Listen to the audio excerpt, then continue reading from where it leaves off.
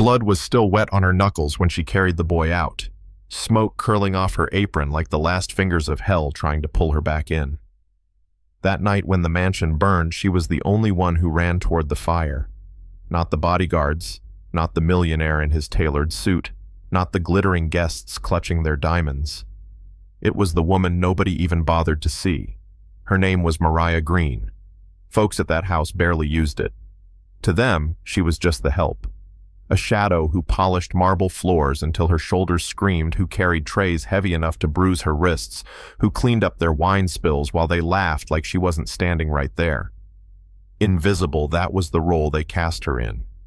Every day she moved quiet through the halls of the Ashford estate. Every step felt like it had to apologize for existing.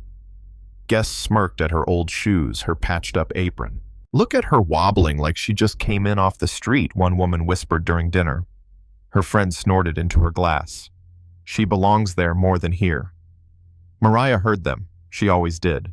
But she held her face steady, knuckles white on the tray, lips sealed shut. What they never knew was that the same hands they mocked had stitched that apron at midnight, choosing needle and thread over food. They didn't know how she slipped leftover bread to the kids by the alley on her way home, even though the head butler warned her. One more act of pity. Mariah, and you'll regret it. She carried that risk like she carried her buckets of water, quietly, steadily, never spilling a word.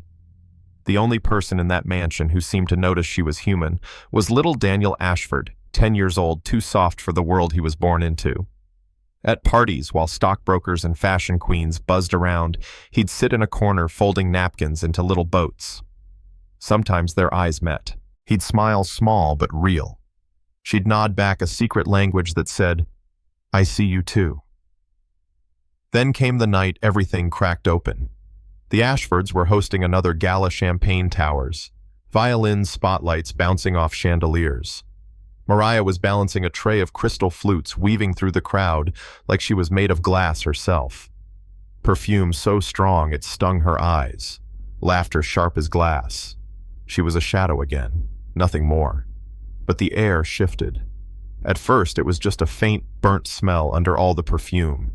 Then she spotted its smoke curling along the balcony upstairs. Her stomach dropped.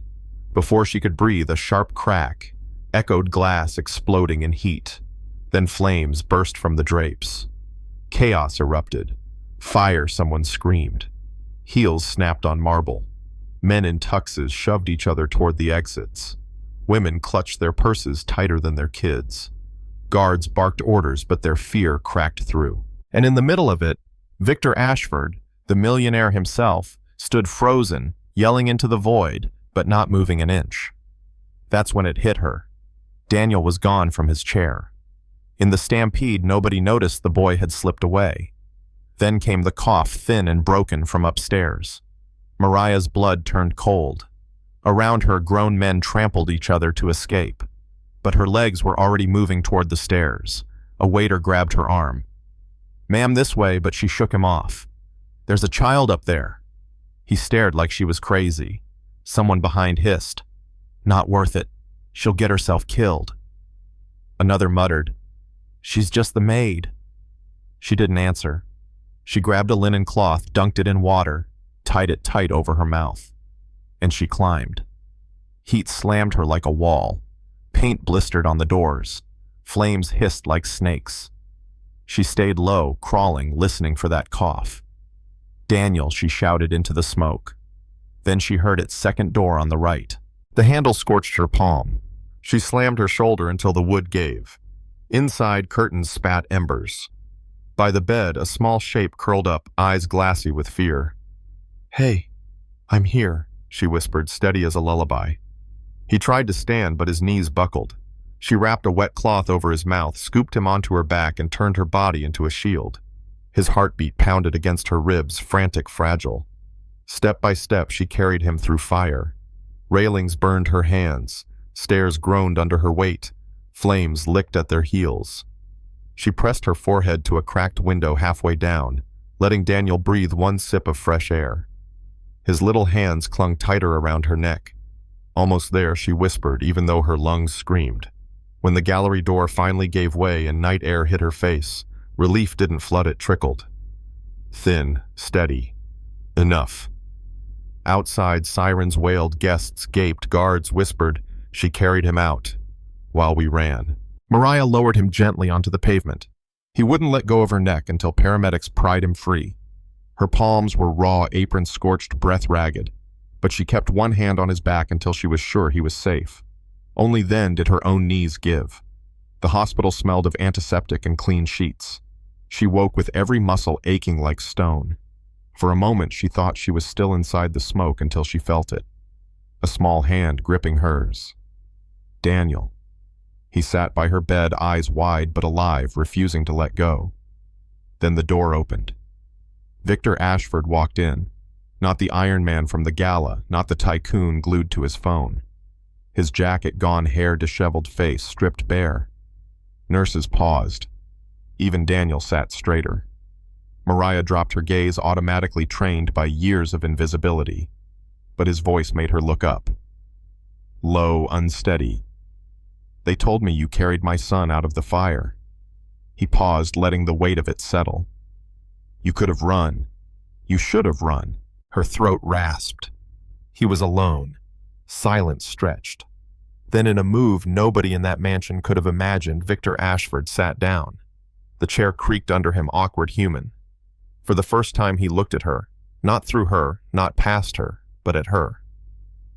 What you did, he said slowly, I cannot repay. Money, titles, none of that equals life. But I will try. Mariah frowned, not trusting gratitude from a man who'd never once spoken her name. And then Daniel's voice cut through, small but firm. Dad, she's family now. The boy's words cracked something open in his father's face. Victor's jaw tightened, but he didn't correct him. Instead, he nodded. From today, you'll never scrub another floor in my house. You'll have a home in it. Mariah blinked, stunned. Her body was too tired to process, but her heart knew something had shifted. She hadn't cried when mocked. She hadn't cried in fire. But there, with the boy's hand in hers, and the father's words reshaping her world, tears finally slipped free. By morning, reporters were outside. The maid who saved the mansion headlines screamed. Cameras flashed like fireworks. But behind the noise in that small hospital room, it was just Daniel refusing to leave her side, and a man learning how to bend his pride. And Mariah, once invisible, lay quietly, realizing sometimes the ones ignored the longest are the very ones strong enough to walk through fire. Now here's the part I want you to wrestle with. Was Victor Ashford's change of heart real redemption, or just guilt dressed up nice?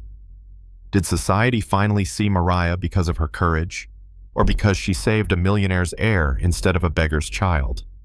Drop your thoughts in the comments. Tell me, what do you think true worth is measured by? Have you ever seen someone invisible finally get the recognition they deserved? Like this video.